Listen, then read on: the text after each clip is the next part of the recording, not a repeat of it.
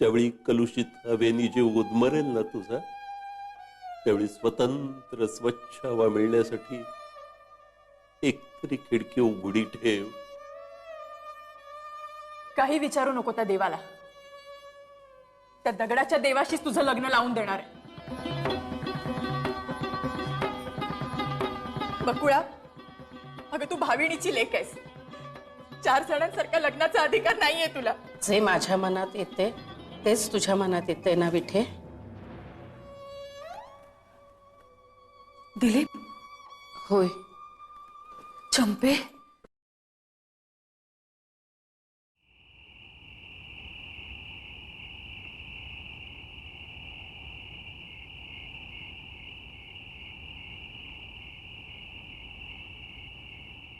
आले का? नाही, मी जायला हवं होतं का? त्याने तुला म्हणायला हवं होतं येतोस का बरोबर. मी येतो असं तू जर म्हटलं असतंस ना तर ते नाहीच म्हणाले असते. सगळं ठीक आहे, पण अजून आले नाही आहेत म्हणून जरा वाटतंय. पण तातू काय भूमिका घेणार आहे तिकडे जाऊन? सांगितलंय कुठे आपल्याला. आलं मनात निघाल. आता बायकोशी मुलाशी सल्ला मसलत करून निघायला हवंय ना. पण नाही, आपलं तेच खरं. अरे रावी अशी अंगात भरलीये त्यांच्या. मोगरा त्याला कळलं का हे दुसरं लग्नाचं वगैरे? कोण जाणे. सकाळपासून निजूनच आहे रे ती. अंगात कणकण आहे तिच्या. आणि शेवंता, तिचा मुलगा आजारी आहे म्हणून कालपासून आलेली नाही. आता सगळं काम माझ्यावरच पडलंय ना. मदतीसाठी शालिनीला बोलावणार होते, पण बरं दिसत नाही ना ते. म्हणेल अजून सासूचं नातं नाही जुळलं आणि लागली अधिकार गाजवायला. ऋषी, तुझी नोकरी सुरू व्हायच्या आधी साखरपुडा करून घेऊया रे. आता तू जास्ती घाई नको करूस. आधी मोगरा त्याचं काय ते मार्गी लागू दे. मोगऱ्याच्या मार्गी लागण्याचे दिवस गेले आता. ते गेलेत मार्यास तोरशाला, पण हात हलवत परत येतात की नाही ते बघ. मोगरा आता कायमची माहेर. माझं चुकलं, मी तुमच्यावर अवलंबून राहिले. स्वतःच उठून तिला न्यायला हवी होती तिथे. अगं पण तिच्या मनाविरुद्ध तिला सासरी पाठवण्यात काय अर्थ आहे? सुभाषरावांनी तिला नांदवलं नसतं. तातू म्हणतात ते बरोबर आहे. त्यांचा निर्णय आधीच झाला असणार. आता कपाळ फोडून काय उपयोग आहे? नाही आले ना अजून? नाही. तू जायला हवं होतंस ऋषी. तू तर माझ्या मागे लागू नकोस, कळलं? काय एवढ्या तेवढ्यावरून चिडचिड करतोयस? तुझा स्वभाव एकदम विचित्र झालाय ऋषी. होऊ दे मग, काय फरक पडणार आहे? जाऊ देत. आपण आधी तातूंचं बघूया. मला वाटतं आपल्याला जाऊन यायला हवं. मी मामांची मोटरसायकल काढतो, तू तयार राहा. ठीक आहे, मी सुद्धा कपडे करतो. मला वाटतं घाई करायला नकोय. येतील एवढे.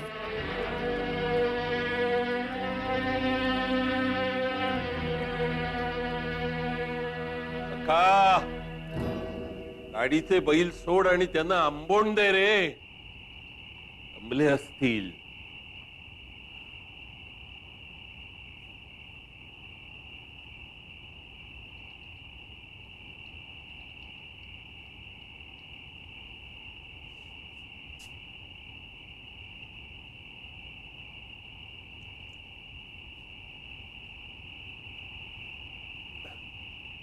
काय एवढा उशीर झाला कोण जाणे.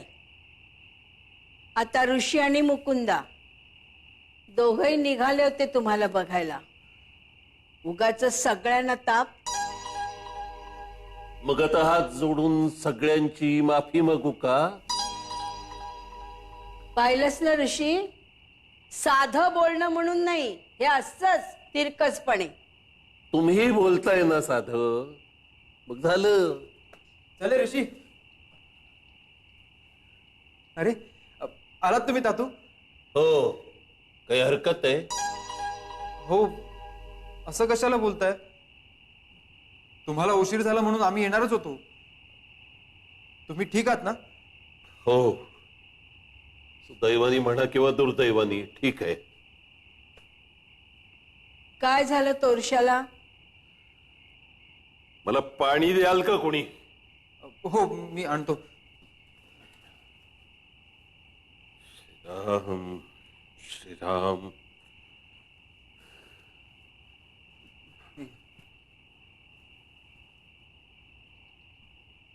तातू काय म्हणाले मोगराताईकडचे? खरंच सुभाषराव दुसरं लग्न करतायत? सुभाष भेटलाच नाही. भाऊही भेटला नाही. बराच वेळ बसलो. ते कामाला गेले होते म्हणे. खोटं देव झाले. काय नाही हो, तुम्ही आल्याचं कळल्यावर गायब झाले असतील.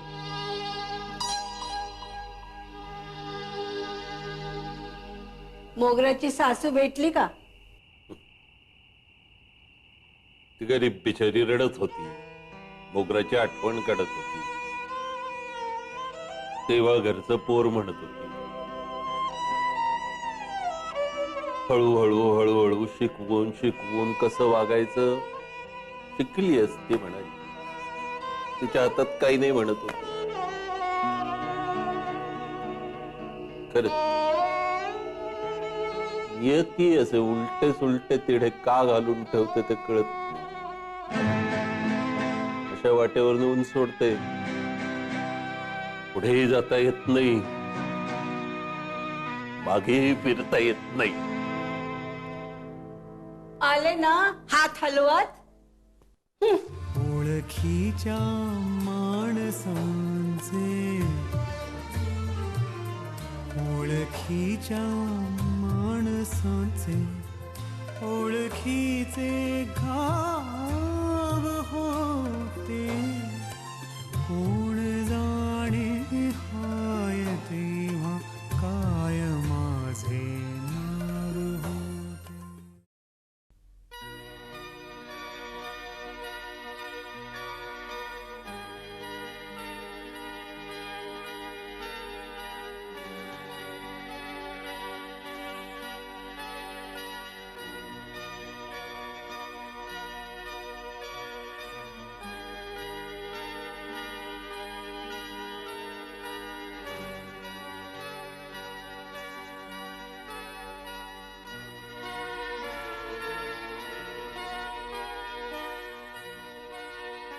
बकुळे, तू इथे येऊन बसलीयस? अगं मदत करायला जा ना आतमध्ये चंपाबाईला. ती एकटीच आहे ना? आणि विठाबाई हिरचिरीला गेली लक्षात आहे ना?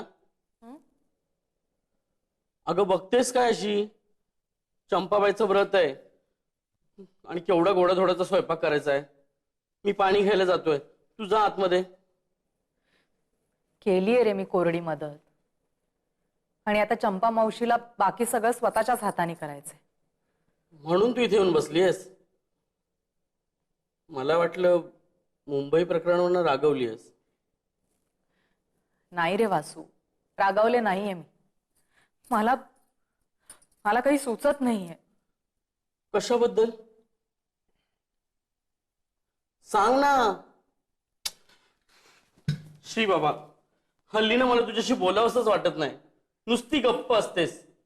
एक तर रडत तरी असतेस, नाही तर रागावलेली तरी असते.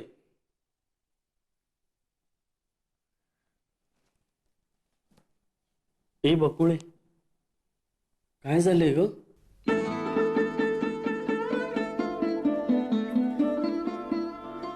वासू, ए बाळा, रडू नको. मी आहे ना. काय झाले सांग. वासू, आता फक्त तूच आहेस रे मला समजून घेणार.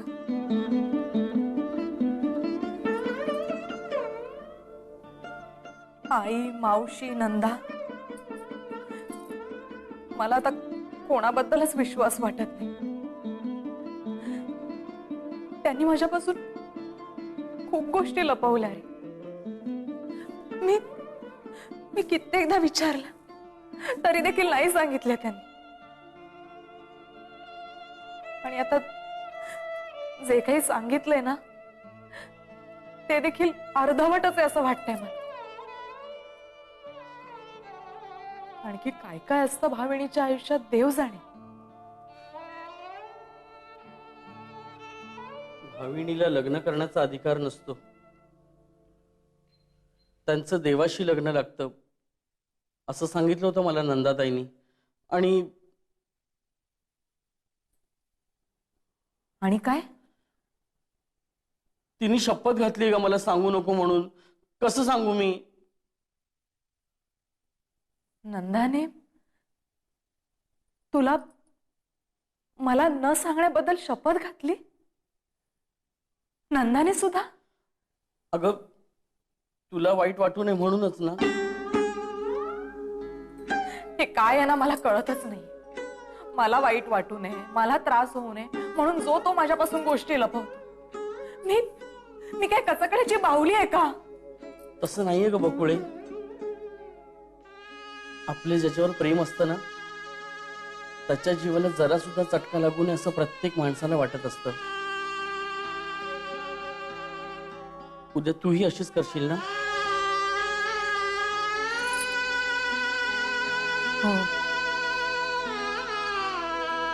हो रे वासू. पण तरीही तू आता मला सांग, नंदाने जे काही तुला सांगितलंय ते. बकुळे, ती मला म्हणाली की जगात प्रत्येक माणसाचं कोणीतरी वाट पाहणारं असतं आणि ती जेव्हा भेटतात ना तेव्हा त्यांच्या जगण्याचं सार्थक होतं. हो, ती नेहमीच म्हणते असं. मग मी तिला विचारलं की बकुळेचीही वाट पाहणार कोणीतरी आहे का ग?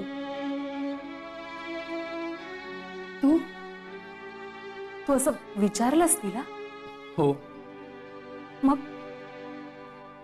काय म्हणाली नंदा? ती म्हणाली की हो, तिचीही कोणीतरी वाट पाहणार आहे. मग मी तिला विचारलं की ते माणूस कधी भेटेल ग तिला?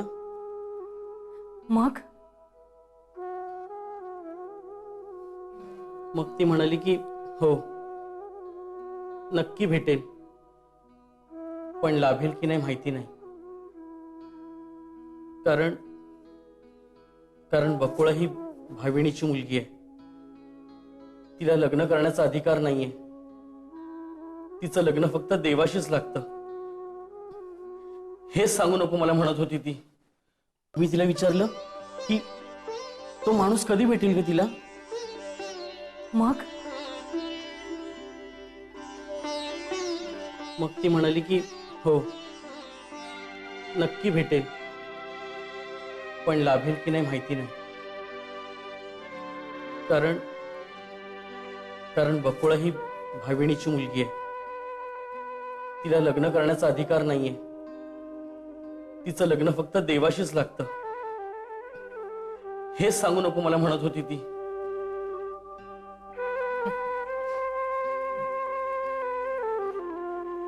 पण ते तर आता मला चांगलंच कळून चुकलंय. बकुळे, खरंच कोणी भेटले का ग तुझी वाट पाहणार?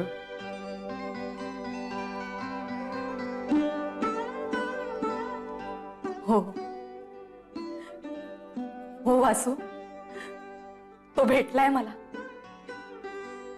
मला मला लग्न करण्याचा अधिकार असो किंवा नसो, तो मला भेटलाय. आणि आणि मला हे सगळ्या जगाला ओरडून सांगावंसं वाटतंय. तो भेटलाय मला.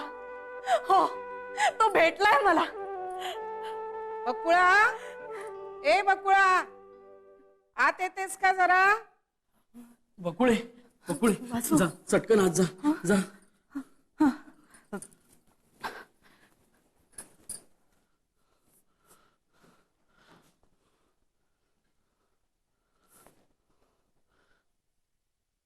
किती आनंद होता का बकुळेच्या चेहऱ्यावर.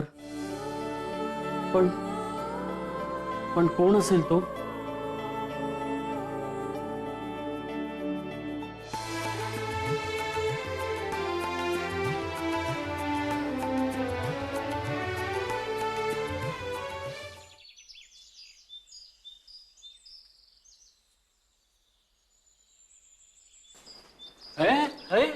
काय अरे नको नको, मोगराला बरं नाही ना.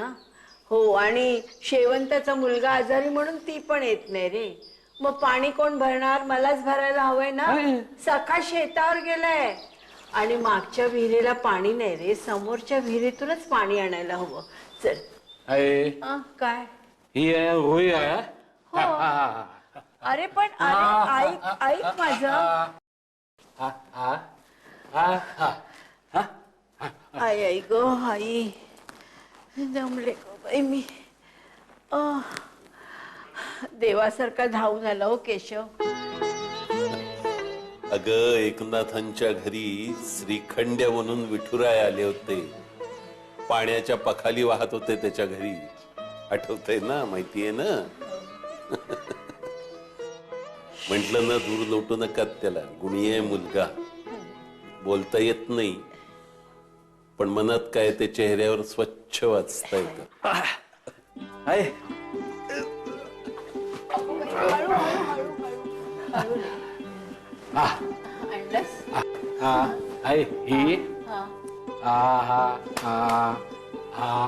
स्वयंपाक छान करतोस.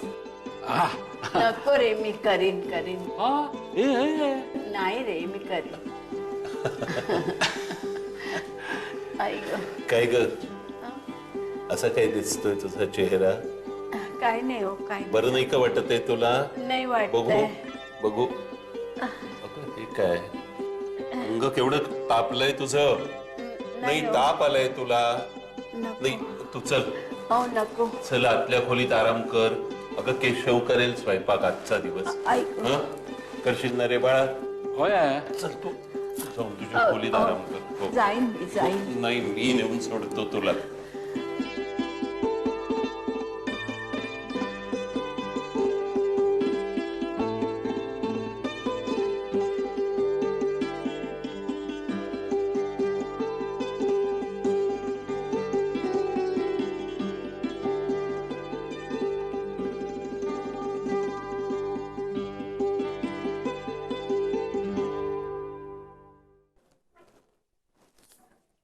मावशी, तुला ताजं पाणी हवं होतं ना? आणलंय. आत ठेव आणि घोटभर मला दे. बर. मावशी, नंतर मी नंदाकडे जाऊन येऊ? हो, जा ना, पण जाताना वासूला बरोबर घेऊन जा. तुम्ही काय पहारा बसवलाय का माझ्यावर? जिथे जाईन तिथे वासूला पाठवता? हे बघ बकुळा, मी काय सांगते ते ऐक. वासूला तुझ्या बरोबर पाठवतो, त्याचं तुला वाईट वाटतंय हे कळतंय मला, पण आम्ही काही खुशीने करत नाहीये हे सगळं. पण मावशी, तुम्ही सगळं माहितीये. तुला काय विचारायचंय ते मावशी सांगते. तुला जे कळायला हवंय ना ते सगळं आज मी तुला सांगणार आहे. मावशी, विठेची जीभ नाही धजावणार तुला हे सगळं सांगायला, पण तुला कळायलाच हवं. बकुळे, अगं आपण भाविणी, आपलं लग्न देवाशी लागतं. 4 बायकांसारखा संसार, लग्न हे करण्याचा अधिकार नाहीये आपल्याला. पण का? कसं सांगू तुला? अगं जुने रीतिरिवाज आहेत हे, थोरा मोठ्यांनी सांगितलेले, ते तर पाळायला हवेत की नाही? अशी कशी रीत? आणि नाही पाळली रीत तर काय होईल? सांग ना मावशी, नाही पाळली रीत तर काय होईल? आणि आई बाबांनी तर लग्न केलंच होतं ना 4 चौघांसारखं. काय झालं त्याचं? तुझा बाप अपघातात गेला रमाकांत.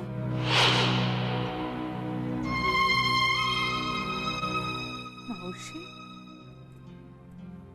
पण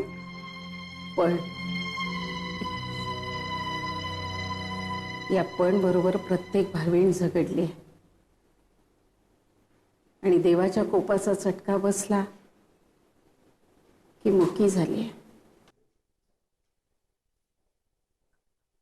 पण मावशी, विषाची परीक्षा नको बघूस बकुळे.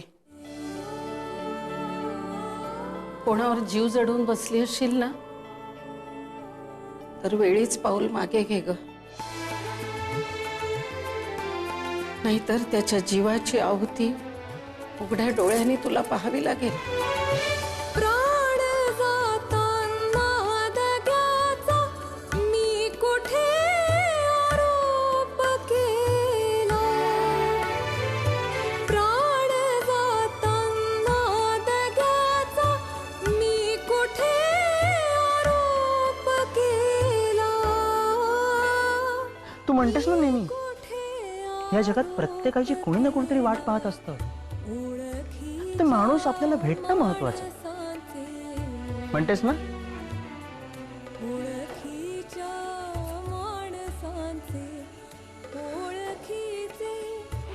देवा, मी काय करू? तू सांग ना मला, मी काय करू? पण तू काय सांगणार आहेस मला?